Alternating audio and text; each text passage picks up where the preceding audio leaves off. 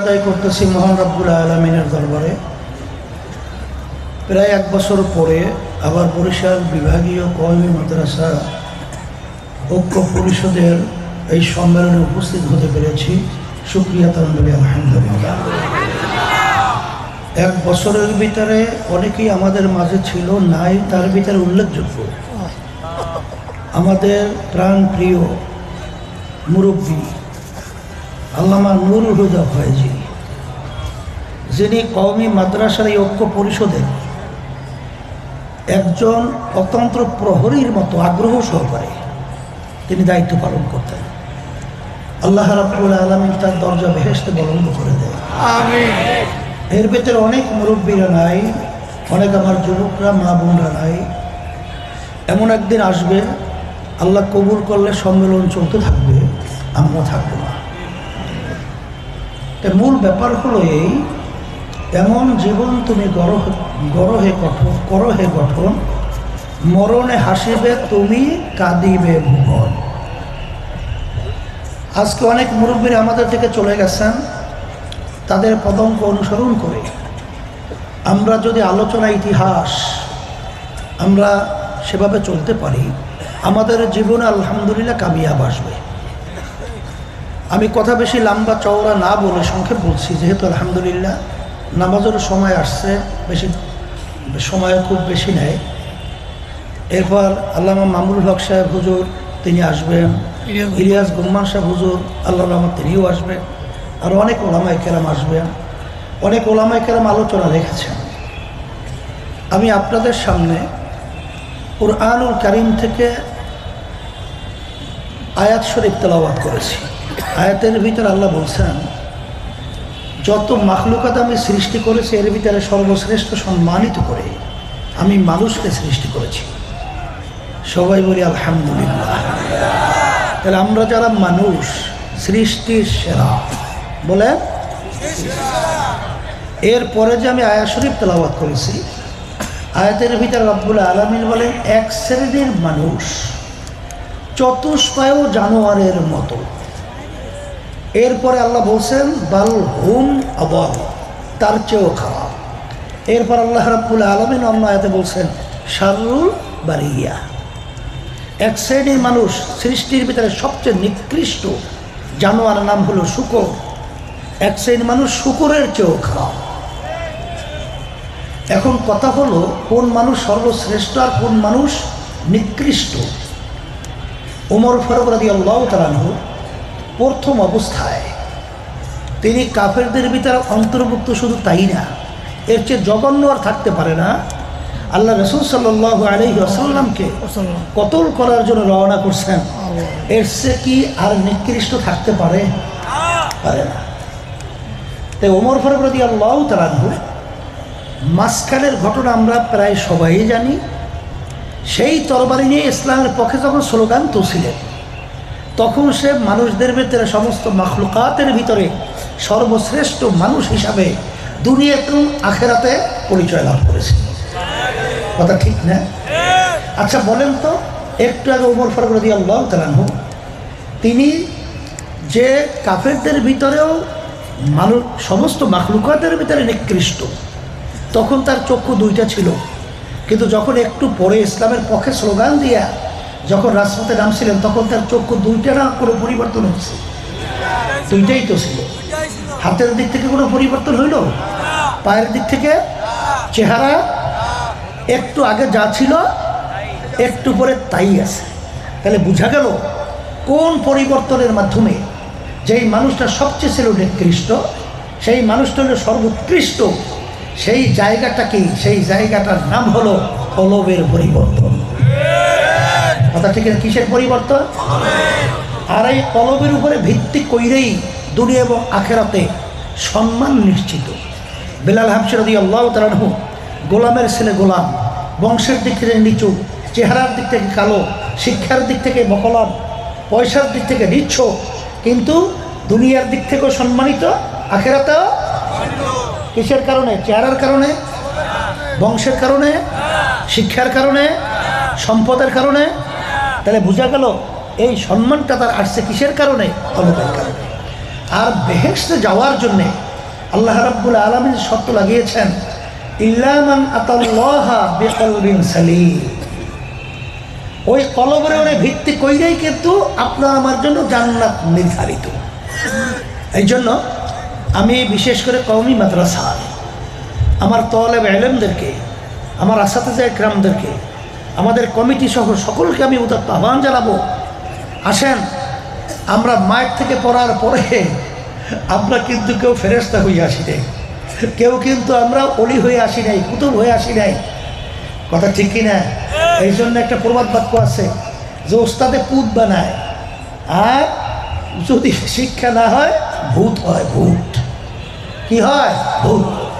আমার আব্বাজার রহমাতুল্লাহি আলাইহি বলতেন, একটু আগে যে আলোচনা আমি শুনতেছিলাম, যে শিক্ষা জাতির মেরুদণ্ড, আব্বাজার রহমাতুল্লাহি আলাইহি একটা কথা বলতেন, সব শিক্ষাই জাতির মেরুদণ্ড নয়, আদর্শ এবং ইসলামী শিক্ষাই হলো জাতির মেরুদণ্ড।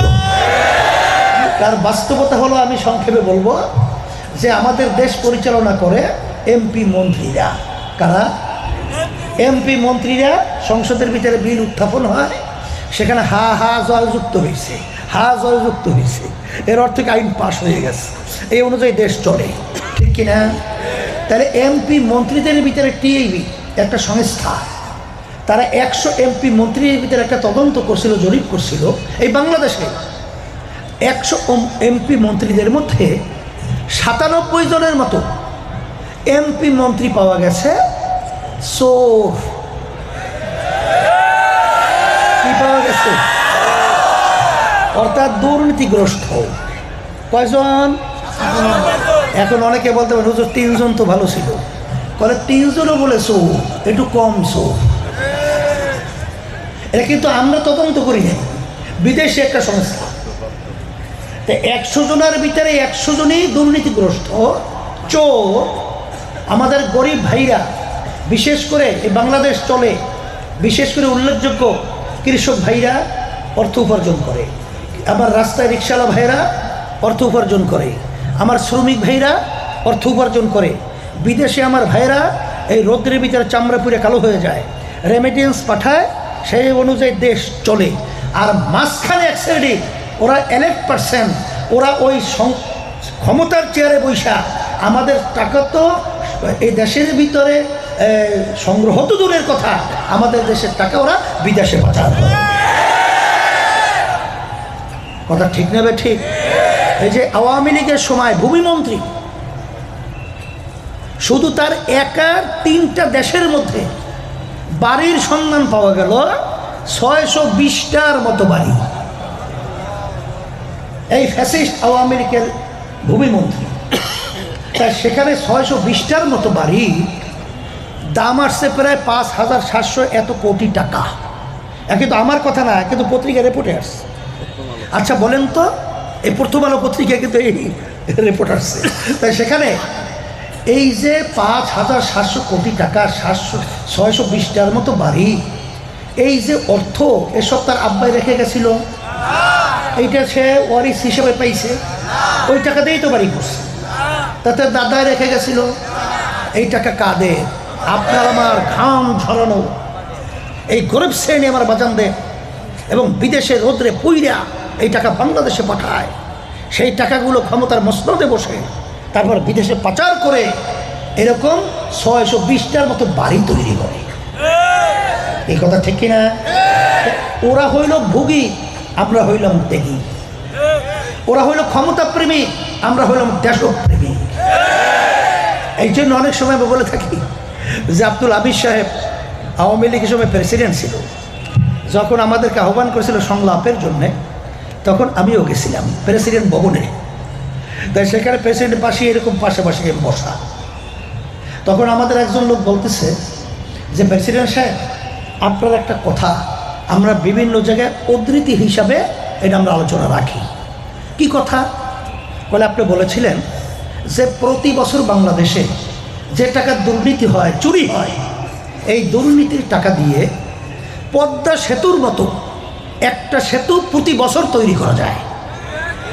তখন তিনি বলছিলেন, আমি একটা বলিনি, আমি 2টা পদ্মা সেতুর কথা বলছি। তাহলে এই কথাগুলো আমি বলার একটা উদ্দেশ্য আছে, সেই উদ্দেশ্য হলো এই যে 53 বছর শেষ হলো, 54 বছর চলছে। আমাদের দেশটা স্বাধীন হলো, রক্ত দিল, জীবন দিল, মায়ের কোল সন্তান হারা হলো লক্ষ লক্ষ মানুষ, না কথা ঠিক না বেঠি? সেখানে আপনার এই দেশকে নিয়ে আমাদের একটা ভাবনা চিন্তা আছে না নাই? একটা ইমানের অংশ আমাদের দেশ নিয়ে নাই না নাই? কিন্তু যারা পরিচালনা করলো এই 53 বছরে এই দেশটাকে, এত সুন্দর দেশটাকে, এর একবার দুইবার নয়, তাম দুনিয়ার মধ্যে 5 বার চোরের দিক থেকে তাম দুনিয়ার ভিতরে ফার্স্ট বানিয়েছে। এদের পরিচালনায় হাজার হাজার মায়ের কোল সন্তান হারা হয়েছে। এদের পরিচালনায় এই বাংলাদেশ থেকে টাকা পাচার করে কানাডা সহ বিভিন্ন জায়গায় বেগম পাড়া তৈরি করেছে। এদের পরিচালনায় আমাদের স্বাধীন দেশটা আমরা পরাধীনতার জিনজিরের মধ্যে 54 বছর পর্যন্ত আবদ্ধ ছিলাম। কথা ঠিক না ঠিক? তাহলে আজকে আমরা চিল্লাইতেছি। আজকে কওমি মাদ্রাসার ঘোষণাপত্রের ভিতরে দাবি শিক্ষা সিলেবাসের মধ্যে ইসলাম বিদ্বেষী, ইসলাম বিরোধী সেই কথাগুলো উঠিয়ে দিতে হবে। সেখানে ঢুকানো যাবে না, সেখানে ইসলামী শিক্ষা চালু করতে হবে। কাকে বলছেন? কে করবে? আমরা তো দেখেছি যারাই এসেছে তারাই ইসলামের উপরে নাম ব্যবহার করে ইসলামকে জবাই করেছে। কি বাস্তব না বাস্তব? বাস্তব না বাস্তব? এই যে দেখেন, অন্তর্বর্তীকালীন সরকার যে কোনো বাংলাদেশের জনগণের ভোটে সরকার নয়। এরা আসার পরে বিশেষ করে কারবার খালাস করছিল একটা নারী নীতি, আর একটা হইল প্রাইমারি লেভেলে প্রায় 62 না 63 না 66 হাজারের মতো শিক্ষক শিক্ষিকা সেখানে নিয়োগ দেবে। বাচ্চাদেরকে ড্যান্স শিখাবে, নাচ শিখাবে, গান শিখাবে, যৌনচর শিখাবে। আলহামদুলিল্লাহ আজকে আমরা রাজপথে থাকার কারণে আল্লাহর খাস মেহেরবানিতে একটাও বাস্তবায়ন করতে দেই নাই এবং করতে দেওয়া হবে না ইনশাআল্লাহ। বলতেছিলাম আল্লাহর রহমতে শুনলে খুশি হবেন, এই যে গানের শিক্ষক শিক্ষা নিয়োগ দেবে ওরা কিন্তু গেজেট করে ফেলছিল। আল্লাহর রহমতে গেজেট সহ এখন বাতিল। এটা আলহামদুলিল্লাহ বলতে হয় না? এবং নারী নীতি যে কাজটা শুরু করছে যদি আপনারা শোনেন পড়েন, ও কোনো সুস্থ মানে সুস্থ থাকার কথা না। এত ভয়াবহ, ও কোনো মানুষের সমাজই থাকতো না, পশুর চেয়েও খারাপ সমাজ হয়ে যেত। সেই শিক্ষানীতিগুলো আমরা কিন্তু জাতীয় ওলামা মাশায়েখ পরিষদের পক্ষ থেকে, ওলামা মাশায়েখ পরিষদের পক্ষ থেকে ওগুলো কী কী তৈরি করছিল বই আকারে কিন্তু আমরা তৈরি করছি। সেটা আপনারা দেখেন, জানবেন কি ষড়যন্ত্র চলছে, এগুলো সব জানতে হবে। নাহলে এক পর্যায়ে হবে কি স্পেন 750 বছর পর্যন্ত যেখানে মুসলমানদের রাজত্ব, সেই স্পেনের ভিতরে এখন আপনি যাবেন মুসলমান একজনও তালাশ করে পাওয়া যায় না। কারণ কি তা জানে? নিচ থেকে ওরা গাছের গোড়া কাটে, এক সময় আসবে গাছটা ফেলাই দেবে। ওরা কিন্তু এই পরিকল্পনা করছিল, কিন্তু আল্লাহর রহমতে আপনাদের দোয়ায় আজকে আপনারা এবং আমরা আল্লাহর রহমতে এবং কালেমা মুসলমান এবং ওলামায়ে কেরাম সজাগ থাকার কারণে আল্লাহর রহমতে ওদের সেই কালো ষড়যন্ত্র আল্লাহর বাস্তবায়নের সুযোগ পাইতেছে না। কথা ঠিক কিনা? এর জন্য আল্লাহর রহমতে আপনাদের দোয়ায় এখন 5ই আগস্ট 2024-এর পরে বাংলাদেশে আগের 53 বছর বাংলাদেশ নাই। এখন বাংলাদেশের ভিতরে আল্লাহর মধ্যে একটা পরিবর্তনের হাওয়া সর্বত্র চলছে। আসতে বলে বাস্তব না অবাস্তব? আরে আমার কাছে তো আপনাদের চেয়ে বেশি খবর থাকার কথা, কারণ যেহেতু সারা বাংলাদেশে এমন কোনো জায়গা নাই বলতে গেলে সেখানে আল্লাহর রহমতে আমি সফর করি না। এবং সারা বাংলাদেশের অবস্থানটা তো আমার সামনে সবসময় 24 ঘন্টা আল্লাহর রহমতে উঠতে থাকে, নামতে থাকে, দেখতে থাকি, বলতে থাকি। কথা ঠিক কিনা? ও অবস্থা ইসলামের পক্ষে জমিন উর্বর, ইসলামের পক্ষে জমিন উর্বর। আজকে যদি ইসলামের পক্ষে আমরা আওয়াজ তুলতে পারি, এই বাংলাদেশের মধ্যে যারা বিদেশে বসে আমাদেরকে গোলাম বানাবে, ইসলামের বিরুদ্ধে ষড়যন্ত্র করবে, ওদেরকে উৎখাত করে বঙ্গোপসাগরে নিক্ষেপ করতে পারবো, সবাই এসে গেছে। এর জন্য আমি সকলকে বলবো, শোনেন, বসেন। আপনারা তো গোপনীয় খবর কিছু জানেন না। এই বাংলাদেশের টাকা কিছু লোকের কাছে কুক্ষিগত, এই বাংলাদেশের টাকা কিছু লোকদের কাছে কুক্ষিগত অবস্থায় আছে। আর আজকে আমাদের সংসার পরিচালনা করতে আমাদের ঘাম ছুটে যায়, মাথার ঘাম পায়ে পড়ে। আজকে কওমি মাদ্রাসা আসাদে কিরাম ঠিক মতো তারা চলতে পারছে না। আমি সেদিনকার বলছিলাম, সালাউদ্দিন যখন পাশে ছিল তাকে ইঙ্গিত করিয়া করিয়া পরে পরে শব্দ বুঝি না, এখন সব করতে হবে, পরে শব্দ নাই। ও ধোঁকাবাজি আমরা দেখেছি, আর দেখতে চাই না। এখন পরিষ্কার বলেছি, এই জন্য আমি পরিষ্কার বলছি, আল্লাহর রহমতে আপনাদের দোয়ায় এখন কিন্তু একটা পরিবেশ তৈরি হয়েছে। এই ফসল কিন্তু আমাদের ঘরে উঠাতে হবে, এই ফসল আমাদের ঘরে উঠাতে হবে। এবং আল্লাহর রহমতে ফসল উঠাবার পরিবেশ তৈরি হয়ে গেছে। এখন আপনি আর আমি যদি নাকে তৈল দিয়ে ঘুমাই, তাহলে ঘরের সব সম্পদ কিন্তু অন্যত্র চুরি হয়ে যাবে। ওই যে গ্রামে একটা কথা বলে সবসময়, ঘরের ভিতরে চোর ঢুকছে, স্ত্রী বলতেছে চোর আসছে, ওঠেন না, বলে দেখি চোরাই কি করে। কথা যদি ওটাকে হাস, কিন্তু বাস্তবতা কিন্তু মোটেও কম না। শেষ পর্যন্ত বালাজ নিয়ে যাইতেছে, কি করলেন আপনি, উঠলেন না, সব নিয়ে চলে যাচ্ছে। এখন দৌড়ে লিখে আর সম্পদ হওয়া যায়? এই সুযোগ কিন্তু এসে গেছে। আমি আর কথা বেশি লম্বা না করে আমি সংক্ষেপ বলছি, আপনারা একটা উপস্থিতি, আপনাদের দোয়া, আপনাদের চেয়ে সম্মানিত তো কেউ নাই। হাদিসের ভিতরে তলবে আলেমদের ব্যাপারে, ওলামায়ে কেরামদের ব্যাপারে যে সম্মানের কথা আল্লাহ বলেছেন, আপনারা দোয়া করবেন তো মিসাইলের মতো আল্লাহ কবুল করবে ইনশাআল্লাহ। সেই দোয়াটাই চাচ্ছি, এবং দ্বীনের খাদেম হিসাবে আল্লাহ যেন আমাদেরকে কবুল করেন, এবং আমাদের দেশকে আল্লাহ যেন সর্বত্র ষড়যন্ত্র রক্ষা করেন, এবং বিশেষ করে ইসলামের পক্ষে শক্তিদের উত্থান হয়, এবং জালেমরা যেন নিপাত যায়, খুনিরা যেন নিপাত যায়, চাঁদাবাজরা যেন নিপাত যায়। বাংলার জমিনের মধ্যে চাঁদাবাজদেরকে, খুনিদেরকে, দুষ্পারদেরকে কবর রচনা করতে হবে বাংলার জমিনের মধ্যে। এই আশাবাদ ব্যক্ত করে আহ্বান জানিয়ে আপনারা সবাই ভালো থাকেন। আমরাও দোয়া চাই, দোয়া করি আল্লাহ যেন কিয়ামতের ময়দানে একত্রিত হয়ে আল্লাহ যে মেহমানখানা বানায় রাখছেন বেহেশত, আল্লাহ ঢোকার তৌফিক দান করেন। আখির দাওয়ানা আলহামদুলিল্লাহি রাব্বিল আলামিন।